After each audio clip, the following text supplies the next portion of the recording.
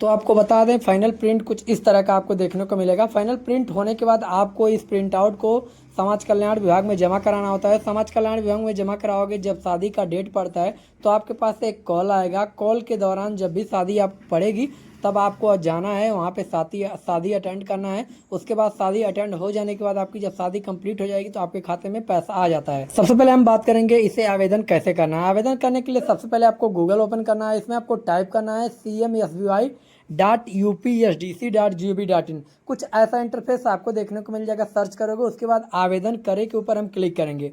जैसे ही हम आवेदन करे के ऊपर क्लिक करेंगे आपके सामने नीचे में आवेदन पत्र का ऑप्शन देखने को मिलेगा। उसके बाद यहाँ पे आपके सामने एक ऑप्शन मिल जाएगा आवेदन करने के लिए, यहाँ पे क्लिक करें तो इसके ऊपर आपको सिंपली क्लिक कर देना है। देखिए यहाँ पे लिंक है, इसके ऊपर क्लिक करोगे। क्लिक करते ही आपके सामने कुछ ऐसा इंटरफेस देखने को मिल जाएगा। अब हम बारीकी से जान लेते हैं कि इसे भरना कैसे है। देखिए फॉर्म तो ओपन हो चुका है। आपको सबसे पहला कॉलम में यहाँ पे लिखा हुआ है वधु पक्ष का विवरण, यानी कि इस वाले जो पहला कॉलम है इसमें लड़की का आधार टाइप करना है। उसके बाद उसके नेक्स्ट वाले कॉलम में आधार के अनुसार नाम फिल करना है। उसके बाद आधार के अनुसार जन्मतिथि टाइप करना है।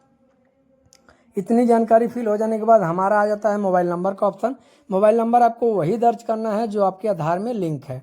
उसके बाद इतना फिल हो जाने के बाद हम नेक्स्ट वाले कॉलम में आ जाएंगे जो वर पक्ष का विवरण है, यानी कि हमने वधु पक्ष का विवरण पहले फिल कर लिया। अब हम वर पक्ष के विवरण को फिल करेंगे। तो जितना हमने वधु पक्ष के विवरण में फिल किया, जैसे कि आधार नंबर, आधार के अनुसार नाम, जन्म तिथि या वर का मोबाइल नंबर, इतना इतने डिटेल दूसरे वाले कॉलम में ये डिटेल फिल करना है। ये डिटेल फिल हो जाने के बाद हमको करना क्या है, देखिए मैंने इतना डिटेल यहाँ से फिल कर लिया। फिल करने के बाद जो भी डिटेल मुझे इतना फिल करना था सारा कुछ फिल हो चुका है हमारा।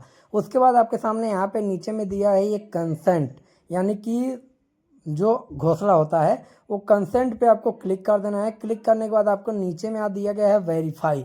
वेरीफाई के ऊपर सिंपली आपको क्लिक करना है। तो चलिए हम वेरीफाई के ऊपर यहाँ से क्लिक करते हैं।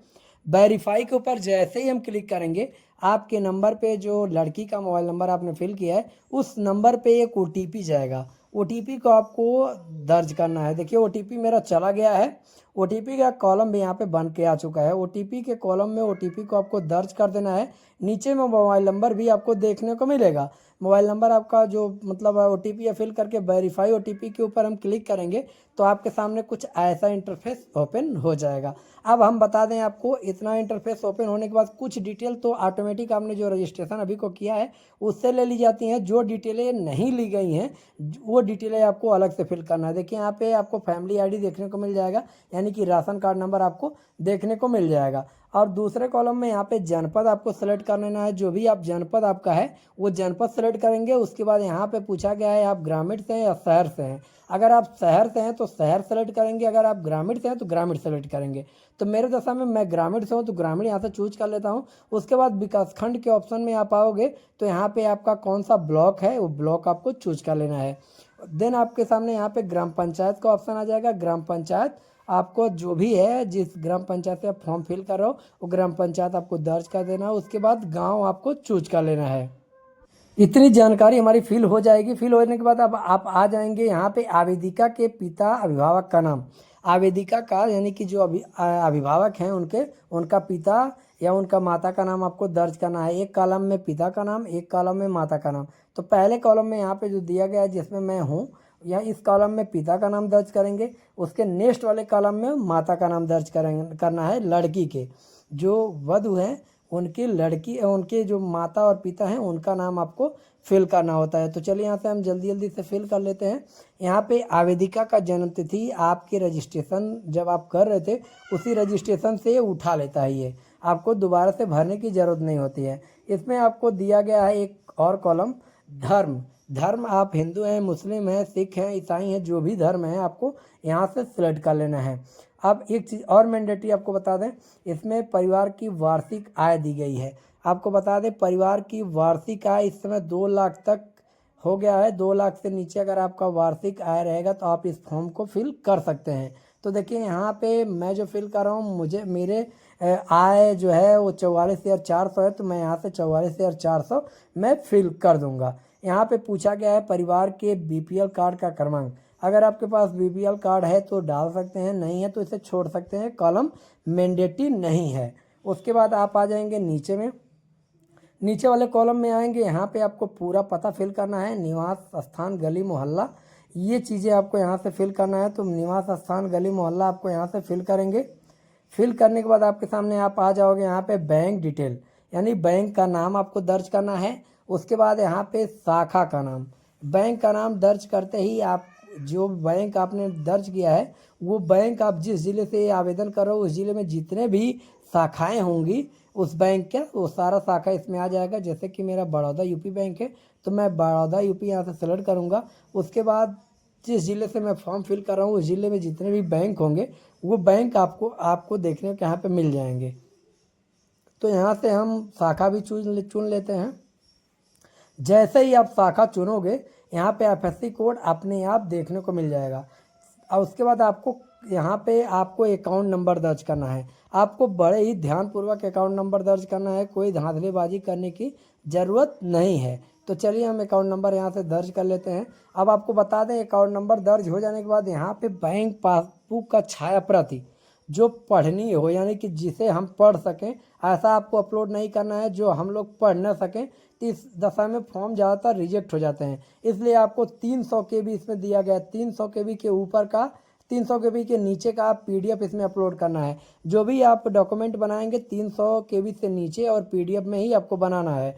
तो चलिए हम पासबुक यहाँ पे 300 KB के PDF का मैं बना के रखा हूँ। तो यहाँ से हम चलिए चूज करते हैं, चूज करके यहाँ से अपलोड करते हैं। तो चलिए अपलोड हम करके आपको दिखाते हैं। देखिए मेरा यहाँ से मैं अपलोड करने वाला हूँ, आप भी इस तरह से अपलोड कर सकते हैं। तो चलिए हम यहाँ से अपलोड करके आपको दिखाते हैं। देखिए आपने जहाँ पे भी पासबुक सेव करके रखा है स्कैन करके वहाँ से आपको चुन लेना है। चुनने के बाद इतना जानकारी, आधी जानकारी हमारी फिल हो चुकी है, केवल आधा जानकारी हमें फिल और करना है। आप वीडियो को अंत तक जरूर देखिएगा ताकि आपको अधूरी जानकारी न मिले। मैं पूरा जानकारी देने का प्रयास कर रहा हूं ताकि कोई भी जानकारी किसी का छूटे ना, ऐसा ना हो कि आप ये वीडियो देख के फॉर्म को ना फिल कर पाएँ। तो देखिए हमने पूरी जानकारी यहाँ से दे दिया है। उसके बाद बैंक पासबुक भी हमने अपलोड कर दिया है। अब हम आ जाएंगे यहाँ पे दिया गया आवेदिका का फ़ोटो, स्क्रॉल डाउन हमने किया, यहाँ पे आवेदिका का फ़ोटो दर्ज करना है आपको। आवेदिका का फ़ोटो आपको 100 KB के अंदर का रखना है JPG फाइल में। तो देखिए आवेदिका का फ़ोटो हमने यहाँ से सेलेक्ट कर दिया। उसके बाद आवेदिका का हस्ताक्षर, आपको एक सादे पन्ने पे आवेदिका जो है उनसे हस्ताक्षर करा लेना है, उसको स्कैन कर लेना है, जो कि ये 100 KB के अंदर का ही होना चाहिए। तो देखिए हमने इस सिग्नेचर यहाँ पे स्कैन करके रखा है, यहाँ से हम अपलोड कर लेते हैं। अब आप आ जाओगे आय प्रमाण पत्र विवरण में। आपको आय प्रमाण पत्र विवरण में आप आ जाओगे तो यहाँ पे बता दूं, आय प्रमाण पत्र विवरण में आपको यहाँ से आय प्रमाण पत्र की छाया प्रति अपलोड करना है, जो कि 300 KB के अंदर का PDF का होना चाहिए। उसके बाद आवेदन क्रमांक नंबर डालेंगे, उसके बाद प्रमाण पत्र क्रमांक नंबर डालेंगे। आय प्रमाण पत्र क्रमांक नंबर और प्रमाण पत्र क्रमांक नंबर दोनों आपके आय डिटेल पे मिल जाएगी। अब आप आ जाएंगे जात प्रमाण पत्र में। जात प्रमाण पत्र में आपको बता दें, आप जात प्रमाण पत्र अपलोड करोगे तो 300 KB के अंदर का भी ये भी होना चाहिए। और पहले में आपको आवेदन क्रमांक नंबर डालना है जाति का, और दूसरे में प्रमाण पत्र क्रमांक नंबर डालना है। इतनी जानकारी फिल हो जाने के बाद अब आप आ जाओगे यहाँ पे वर पक्ष के विवरण में।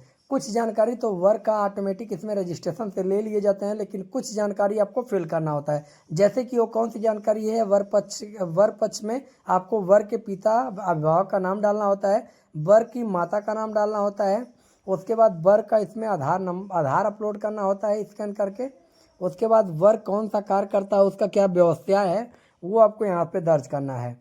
उसके बाद एक वर का फोटो भी आपको अपलोड करना है। तो चलिए इतना चीज़ें हम आपको अपलोड करके नेक्स्ट करके दिखाते हैं। देखिए अब हम जा रहे हैं यहाँ पे जो डिटेल है फिल करना है, मैं जल्दी से फिल कर लेता हूँ। देखिए वर का माता और पिता का नाम जो मुझे फिल करना था वो सारा मैंने फिल कर लिया। वर का व्यवसाय एग्रीकल्चर है, कृषि से संबंधित काम करता है, तो मैंने एग्रीकल्चर इसमें दर्ज कर दिया है। वर का आधार कार्ड और वर का जो फोटो था मैंने वो भी अपलोड कर दिया है। अपलोड हो जाने के बाद आपको बता दें यहाँ पे निवास स्थान यानी कि वर का जो पूरा पता है वो इसमें आपको फिल कर लेना है, जो कॉलम बना हुआ है। उसके बाद आपके सामने यहाँ पे दिया गया है राज्य किस राज्य का है वह, उसके बाद उसका जनपद, उसका उस शहर से है ग्रामीण से है, ये चीज़ें फिल करनी है। उसके बाद आपको अगर ग्रामीण से है तो उसका गांव का नाम भी चूज करना होता है। तो चलिए हम बारी बारी से पता के सेक्शन में ग्रामीण और शहरी चूज करने के बाद आपके सामने देखिए यहाँ पे पूरा ग्राफ ओपन हो जाता है। उस ग्राफ के हिसाब से आपको गाँव, विकास खंड, ग्राम पंचायत, गाँव सारा कुछ देखने को मिल जाएगा।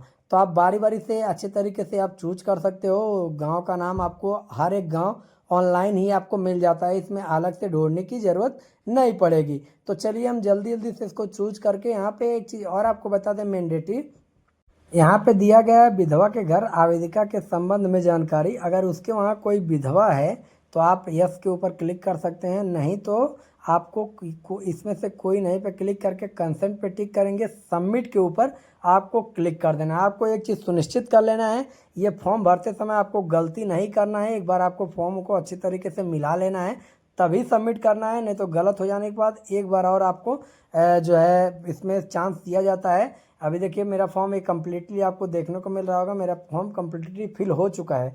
अगर हमारा अभी भी कोई गलती हो जाता है तो नीचे में एक ऑप्शन देखने को मिल जाएगा आपको एडिट अपडेट फॉर्म। एडिट का ऊपर क्लिक करेंगे तो आपके मतलब फॉर्म में किसी भी प्रकार का कोई भी त्रुटि रहेगा तो ओपन होने के बाद आप दोबारा से उसे चेंज कर सकते हैं। अगर आपका फॉर्म एक बार सबमिट हो गया, आप उसे फाइनल प्रिंट कर दिए तो आप उस फॉर्म को फिर से दोबारा संशोधित नहीं कर पाएंगे। तो इसलिए आपको ये फॉर्म बड़े ही सावधानीपूर्वक फिल करना है, किसी प्रकार का कोई गलती नहीं करना है। आपको बता दें ये फॉर्म कंप्लीट हो जाने के बाद आपको समाज कल्याण विभाग में जमा कराना होता है जिले पे। और जैसे ही आपकी शादी की तारीख पड़ेगी, आपकी शादी कंप्लीट होगी, शादी हो जाने के बाद आपके खाते में 1 महीने के अंदर आपको धनराशि भेज दी जाती है।